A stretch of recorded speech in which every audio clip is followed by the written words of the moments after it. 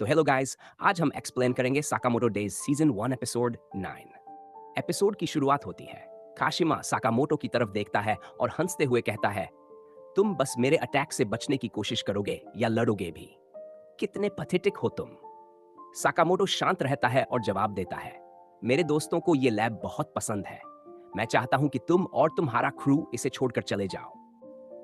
काशिमा ठंडी सांस छोड़ता है और मुस्कुराकर कहता है, तुम्हें अगर सही नजरिए से देखना आता तो समझ पाते कि मेरे रिसर्च से कितने लोगों का भला होगा। मेरी वजह से असैसिन वर्ल्ड का फ्यूचर ब्राइट होने वाला है। साकामोटो उसकी आंखों में देखता है और सिर हिलाकर कहता है, इससे किसी को फर्क नहीं पड़ता। मुझे नहीं पता तुम क्या साबित करना चाहते हो, लेकिन अगर तुम अपने आसपास के लोगों का ध्यान नहीं रखोगे तो कुछ भी अचीव नहीं कर पाओगे। काशिमा का चेहरा गुस्से से भर जाता है। वह एक कुटिल मुस्कान के साथ कहता है, तुम खुद को बहुत स्मार्ट समझते हो, है ना? लेकिन अब तक मेरे लोग तुम्हारे दोस्तों को मार चुके होंगे। वह अपने मुंह से एक कैनन निकालता है और साकामोटो की तरफ निशाना साधता है। लेकिन इससे पहले कि वह फायर कर सके, साकामोटो फुर्ती से अपना पेन निकालता है और सीधे कैनन पर दे मारता है। धड़ाम! कैनन फट जाता है और काशिमा पीछे हटने पर मजबूर हो जाता है।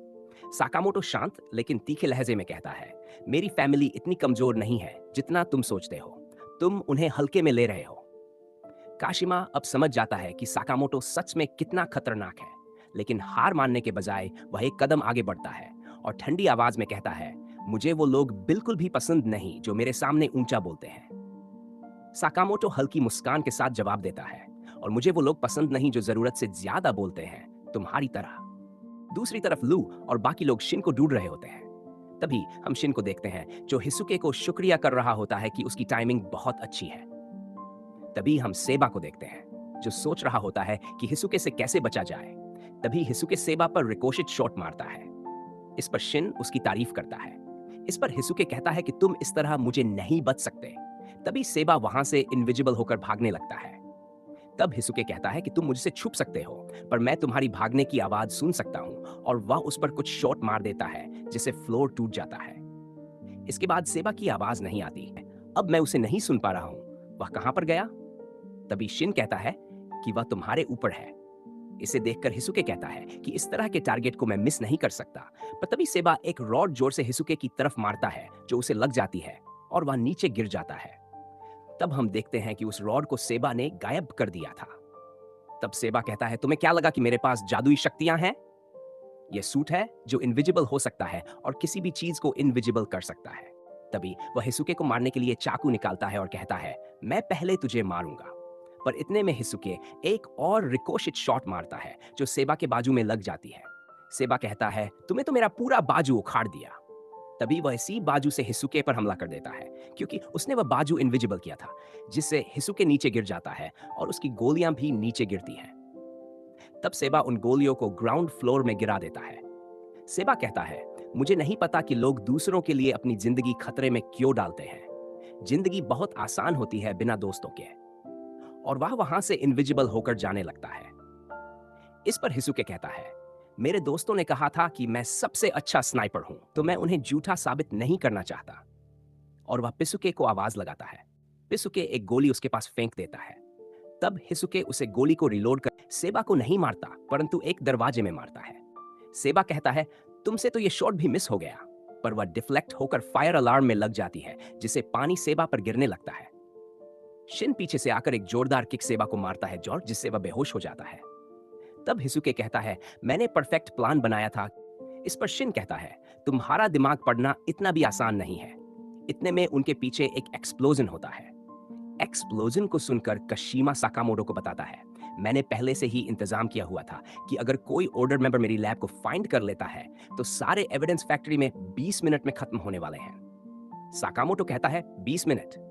5 मिनट ही बहुत है तुम्हें खत्म करने के लिए।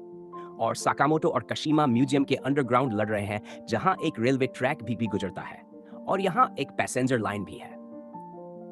कशीमा अपने हाथों के ब्लेड से साकामोटो पर हमला करता है, लेकिन साकामोटो पीछे हटकर बच जाता है। कशीमा साकामोटो को बताता है कि उसने लैब की टेक्नोलॉजी से अपनी 70% बॉडी को वेपन में कन्वर्ट कर लिया है, और साकामोटो भी कहता है, मेरे पास भी हथियार है। ये बात सुनकर कशीमा सोचता है कि अगर साकामोटो के पास वेपन है तो उसने अभी तक क्यों नहीं निकाला। साकामोटो अपनी जेब से एक स्टिकर, एक लीड वाली पेंसिल और एक एडवर्टाइजमेंट का पेपर निकालता है, जिन्हें देखकर कशीमा हैरान हो जाता है और वह साकामोटो पर हमला कर देता है। साकामोटो अपनी मैकेनिकल पेंसिल की लीड निकालकर कशीमा की आंख में मार देता है, जिससे कशीमा की एक आंख से खून निकलने लगता है। अब कशीमा केवल एक आंख से देख सकता है। साकामोटो उसकी दूसरी आंख पर एक स्टिकर लगा देता है, जिससे कशीमा बिल्कुल भी नहीं देख पाता है। फिर साकामोटो उसे जोर का पंच मारकर रेलवे ट्रैक पर फेंक देता है। साकामोटो कशीमा को बताते हुए कहता है, एक असैसिन का वेपन पर डिपेंड करना थर्ड क्लास असैसिन की निशानी होती है। कशीमा उठकर कहता है, तुम तो एक थर्ड क्लास असैसिन को भी नहीं हरा पा रहे, तो तुम फिफ्थ क्लास असैसिन हो। साकामोटो उसे सही सलामत उठते हुए देखकर पूछता है, क्या तुम इमॉर्टल हो? कशीमा जवाब देता है, गुड क्वेश्चन, लेकिन मुझे भी नहीं पता मैं किस तरह से मर सकता। कशीमा साकामोटो से कहता है, एक्स ने मुझे सब कुछ करने की परमिशन दी है। तभी एक तेज रफ्तार ट्रेन गुजरती है। ट्रेन से बचने के लिए साकामोटो और कशीमा साइड में कूद जाते हैं। ट्रेन के गुजरते ही कशीमा अपने हाथों की वायर्स निकालता है और साकामोटो को पकड़ लेता है। फिर वह खुद ट्रेन पर चढ़ जाता है और साकामोटो को ट्रैक पर घसीटने लगता है। लेकिन तभी साकामोटो रेलवे ट्रैक को तोड़कर उसे सर्फिंग बोर्ड की तरह इस्तेमाल करने लगता है। कशीमा ये देखकर हैरान रह जाता है और सोचता है, साकामोटो कितनी अजीब हरकतें कर सकता है। साकामोटो अपनी जेब से एडवर्टाइजमेंट पेपर निकालता है और उससे कशीमा की वायर्स को काट देता है। फिर वह उन्हीं वायर्स को पकड़कर कशीमा को तेजी से सबवे की दीवार पर फेंक देता है। साकामोटो कशीमा के पास आकर एक जोरदार पंच मारता है, जिससे दीवार टूट जाती है और दोनों सीधा पैसेंजर रेलवे ट्रैक पर गिरते हैं। उसी समय एक पैसेंजर ट्रेन उनकी ओर तेजी से बढ़ रही होती है। वे ट्रेन से टकरा जाते हैं, जिससे ट्रेन का आगे का शीशा चकनाचूर हो जाता है और वे दोनों अंदर जा गिरते हैं। ट्रेन के मूवमेंट की वजह से वे कई बार टकराते हैं। कशीमा जैसे तैसे खुद को संभाल कर खड़ा होता है और पास बैठे एक यात्री से पानी की बोतल छीनकर पीने लगता है, लेकिन पानी उसके शरीर से आर पार निकल जाता है। आसपास के लोग डर कर उसे देखने लगते हैं। कशीमा साकामोटो की लड़ने की स्टाइल को देखकर सोचने लगता है, साकामोटो सच में ग्रेट है। शायद इसी वजह से एक्स उसकी इतनी इज्जत करता है। साकामोटो अपने सराउंडिंग्स का सही इस्तेमाल करके खुद ही एक पावरफुल वेपन बन जाता है। अब कशीमा साकामोटो को ढूंढने लगता है, लेकिन इतनी लड़ाई के बाद साकामोटो काफी पतला हो चुका है और अपना पूरा वजन खो चुका है। वह एक कोने में खड़ा होकर शांति से कशीमा का इंतजार कर रहा होता है। कशीमा उसे पहचान नहीं पाता और उसे नजरअंदाज कर देता है। तभी साकामोटो अचानक एक तेज किक मारता है, जिससे कशीमा शीशे पर जा टकराता है और शीशा टूट जाता है। साकामोटो कहता है, अगर तुम इमोर्टल हो तो मुझे खुद को होल्ड बैक करने की जरूरत नहीं।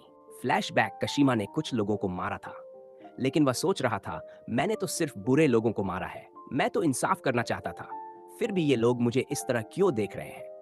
तभी उनमें से एक आदमी आगे आता है और बाकी सभी को बेरहमी से मार देता है।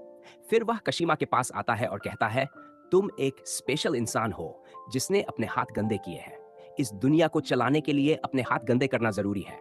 कशीमा कहता है, लेकिन लोग मुझे शैतान मानते हैं। वह आदमी हल्का मुस्कुराता है और कशीमा के चेहरे पर एक एक्स का निशान बना देता है। फिर वह कहता है, मैं तुम्हें पूरी तरह अपनाता हूं, क्या तुम मेरी तरफ से लड़ोगे? प्रेजेंट में वापस कशीमा साकामोटो से कहता है, मैं अपने मास्टर के लिए यह सब कर रहा हूं। लेकिन तभी साकामोटो के पीछे से एक बुजुर्ग औरत आती है। साकामोटो कशीमा की बात को पूरी तरह इग्नोर करता है और कहता है, यह सीट बुजुर्गों के लिए है। वह कशीमा को कंधे से पकड़कर सीधे दूसरे कोच में फेंक देता है और फिर बुजुर्ग औरत से कहता है, आप यहां बैठिए। वह औरत मुस्कुराकर उसे धन्यवाद देती है। कशीमा को यकीन नहीं हो रहा था कि साकामोटो से लड़ना इतना मुश्किल होगा। वह सोचने लगा कि आखिर साकामोटो इतना ताकतवर कैसे हो सकता है। साकामोटो धीरे धीरे उसकी तरफ बढ़ा और कोच का दरवाजा बंद कर दिया। फिर बिना कोई मौका दिए उसने कशीमा पर हमला कर दिया। उसके जोरदार मुक्कों से कोच का दरवाजा टूट गया और दोनों अगले डिब्बे में जा गिरे। कशीमा समझ नहीं पा रहा था कि साकामोटो इतना ताकतवर कैसे हो सकता है, जबकि उसकी खुद की बॉडी वैज्ञानिक रूप से एडवांस थी। गुस्से में आकर उसने अपनी हथेली से कैनन फायर किया, लेकिन साकामोटो ने ट्रेन में लगे हैंडल की रॉड को उखाड़कर शील्ड बना ली और खुद को बचा लिया। इसके बाद वह उसी रॉड से कशीमा पर हमला करने लगा। कशीमा उन हमलों से बचने की कोशिश कर रहा था। तभी उसने अपने पेट से एक बड़ी कैनन गन निकाली और सीधा साकामोटो पर फायर कर दिया। धमाके की ताकत से साकामोटो ट्रेन की खिड़की तोड़कर बाहर गिर गया और सामने से आ रही दूसरी ट्रेन से टकरा गया। लेकिन उसने खुद को जल्दी संभाल लिया और दूसरी ट्रेन के ऊपर दौड़ते हुए वापस पहली ट्रेन में आ गया। कशिमा को लगा कि अब वह बच जाएगा, लेकिन तभी साकामोटो उसके बगल वाले दरवाजे से अंदर आ गया। साकामोटो को देखकर कशिमा घबरा गया और अजीब हरकतें करने लगा। वह ट्रेन में बैठे बुजुर्ग लोगों को उठाकर साकामोटो की ओर फेंकने लगा, लेकिन साकामोटो ने उन्हें आराम से पकड़कर सीट पर बैठा दिया। गुस्से और डर से कशिमा चिल्लाया, मेरे पास मत आओ, तुम मरते क्यों नहीं? साकामोटो शांत लहजे में बोला, मुझे नहीं पता कि तुम क्या कहना चाहते हो, लेकिन मैं नहीं चाहता कि तुम जैसे लोग मेरी फैमिली के आसपास भी भटको। तभी ट्रेन एक राउंड लगाकर ओक्ताबी स्टेशन पर पहुंच गई। साकामोटो ने बिना समय गंवाए कशिमा को एक जोरदार मुक्का मारा, जिससे दोनों ट्रेन का शीशा तोड़ते हुए बाहर जा गिरे। कशिमा बेहोश हो गया। साकामोटो ने उसे घसीटकर प्लेटफॉर्म से दूर किया। तभी शिन का फोन आ जाता है। शिन पूछता है, आप ठीक हो? साकामोटो कहता है, हाँ, मैंने बॉस को हरा दिया है। फिर वह शिन को बताता है कि यह जगह 15 मिनट में खत्म होने वाली है, तो जल्दी निकलो। इसके बाद वह काशिमा को एक गाड़ी के ऊपर फेंक देता है। इसके बाद हम लैब के बेसमेंट में लू को देखते हैं, जो ऊपर की तरफ बढ़ रही है। लू के आसपास की चीजें डिस्ट्रॉय हो रही हैं, लेकिन उसे पता नहीं चलता कि यह सब कैसे हो रहा है। तभी अचानक लू के ऊपर पूरी की पूरी सीलिंग गिरने वाली होती है, लेकिन शिन आकर उसे बचा लेता है। दोनों एक दूसरे को देखते हैं और सुबह जो लड़ाई हुई थी एप्रन की वजह से, उसकी वजह से दोनों गिल्टी महसूस करते हैं और एक दूसरे से नजरें नहीं मिला पाते। तभी वहां हिसुके भी पहुंच जाता है और सोचने लगता है कि इन दोनों के बीच क्या हुआ होगा। फिर लू अचानक रोने लगती है और सॉरी कहती है। वह शिन से कहती है, मुझे तुम्हारा एप्रन नहीं पहनना चाहिए था। शिन उसे रोते हुए देखकर कहता है, ठीक है, ठीक है, जाने दो इस बात को। मेरा मतलब, इसमें मेरी भी गलती थी। मैंने तुम्हें उल्टा सीधा बोल दिया, वो मुझे नहीं कहना चाहिए था। अब शिन और लू के बीच की गलतफहमी खत्म हो जाती है, लेकिन अस्कुरा ने अभी तक शिन से कुछ नहीं कहा। तभी पीछे से अस्कुरा शिन को आवाज लगाता है। शिन पीछे मुड़कर देखता है, लेकिन अस्कुरा माफी मांगने की हिम्मत नहीं कर पाता और बस हाय कहकर रह जाता है। शिन उसे देखकर मुस्कुराता है और कहता है, बहुत समय हो गया आपसे मिले हुए। तभी उसे याद आता है कि यह जगह जल्द ही नष्ट होने वाली है। वह अपने फोन में देखता है और कहता है, यह जगह 10 मिनट में डिस्ट्रॉय होने वाली है। हिसुके चिंतित होकर कहता है, मैंने यहां आते वक्त बहुत सारे लोगों को देखा था, हम उन्हें कैसे बचाएंगे? शिन तुरंत अस्कुरा से पूछता है, क्या तुम्हें इस जगह का मैप याद है? अस्कुरा फौरन जमीन पर मैप बनाता है। शिन उसे देखकर अपनी माइंड रीडिंग शक्ति से बाकी लोगों का पता लगाता है और फिर वे सभी दो दो के ग्रुप में बांटकर लोगों को बचाने के लिए दौड़ पड़ते हैं। दूसरी ओर शिशिबा और उसरागी एक कमरे में फंसे होते हैं, जिनके ऊपर भी छत गिरने वाली होती है। उसरागी शिकायत करती है, क्या आप अपना काम खत्म कर चुके हैं? मैं इन टुकड़ों को हटाते हटाते बोर हो चुकी हूं। शिशिबा मुस्कुराकर कहता है, मैं तुम्हारे एफर्ट की सराहना करता हूं। तभी स्क्रीन पर एक चेहरा दिखाई देता है। शिशिबा उसे देखकर तुरंत पहचान जाता है और कहता है, यह वही है, स्लर। उसरागी चौंक कर कहती है, स्लर तो बहुत ताकतवर दुश्मन है। शिशिबा कोई जवाब नहीं देता, बस हथौड़ा उठाकर स्क्रीन तोड़ देता है। जो भी ऑर्डर से पंगा लेगा वो मरेगा। इस बीच शिन और अस्कुरा लोगों को बचाने के लिए भाग रहे होते हैं। शिन अपनी शक्ति से सुनता है कि पास में दो लोग फंसे हुए हैं। वह अस्कुरा को एक के पास भेज देता है और खुद आगे बढ़ता है। आगे जाकर उसे एक अजीब आदमी दिखता है। शिन को उसके आसपास एक अजीब सा एहसास होता है, जैसे उस आदमी ने किसी को मार दिया हो। वह वहीं रुक जाता है। वह आदमी धीरे धीरे शिन के पास आता है, उसके करीब से गुजरता है और कहता है, तुमसे मिलकर अच्छा लगा, मेरी शुभकामनाएं साकामोटो को देना। शिन हैरानी से उसे देखता है, लेकिन जैसे ही वह पीछे मुड़कर देखता है, वह आदमी वहां से गायब हो चुका होता है। शिन सोचने लगता है, यह आदमी कौन था? इसके बाद सीन बदलता है और हम देखते हैं कि सभी लोगों को सुरक्षित बाहर निकाल लिया गया है। तभी शिन और अस्कुरा भी वहां पहुंच जाते हैं। लू उन्हें देखकर साकामोटो से कहती है, ये भी आ गए। शिन सभी लोगों की ओर देखता है और कहता है, तुम्हारी लैब तो डिस्ट्रॉय हो गई। लेकिन तभी उनमें से एक वैज्ञानिक मुस्कुराकर कहता है, जो भी डाटा जरूरी था वह हमारे दिमाग में है, तुम्हें चिंता करने की कोई जरूरत नहीं। सभी लोग एक दूसरे की ओर देखते हैं और मन ही मन सोचते हैं, शिन ने हमें बचा लिया। यह सुनकर शिन सभी को चुप रहने के लिए कहता है और कहता है, तुम लोगों को तो यह पसंद नहीं था कि मैं तुम्हारे थॉट्स पढूं और अब खुद ही मेरे बारे में सोच रहे हो। लेकिन फिर भी सब चुप नहीं होते। इसी बीच अस्कुरा साकामोटो के पास जाता है और कहता है, शिन तुम्हारे साथ काम करके खुश है, तो तुम उसका इसी तरह से ख्याल रखना। इस पर लू मुस्कुराते हुए कहती है, इसके लिए आप हम पर विश्वास कर सकते हैं। इसके बाद सीन बदलता है और हम साकामोटो के घर का दृश्य देखते हैं, जहां सभी लोग एक साथ खाना खा रहे होते हैं। मिसेज साकामोटो उन्हें देखकर पूछती है, तुम सभी इतने थके हुए क्यों लग रहे हो? शिन फौरन जवाब देता है, हम आज म्यूजियम घूमने गए थे। तभी हाना उत्साह से कहती है, पापा, स्कूल में आज एक मजेदार बात हुई। मैडम ने मुझे ब्लैक बोर्ड पर उत्तर लिखने को कहा। इस पर हिसुके उसे बधाई देता है। उधर लू थकान के कारण सो रही होती है। शिन उसे सोया हुआ देखकर धीरे से उसका खाना खाने लगता है, लेकिन तभी लू की आंख खुल जाती है। वह शिन को अपने खाने पर हाथ साफ करते देख गुस्से में आ जाती है और दोनों आपस में झगड़ने लगते हैं। उनकी लड़ाई बढ़ती देख साकामोटो झुंझलाकर दोनों के सिर आपस में टकरा देता है। शिन तुरंत शिकायत करता है, अब ये क्यों किया आपने?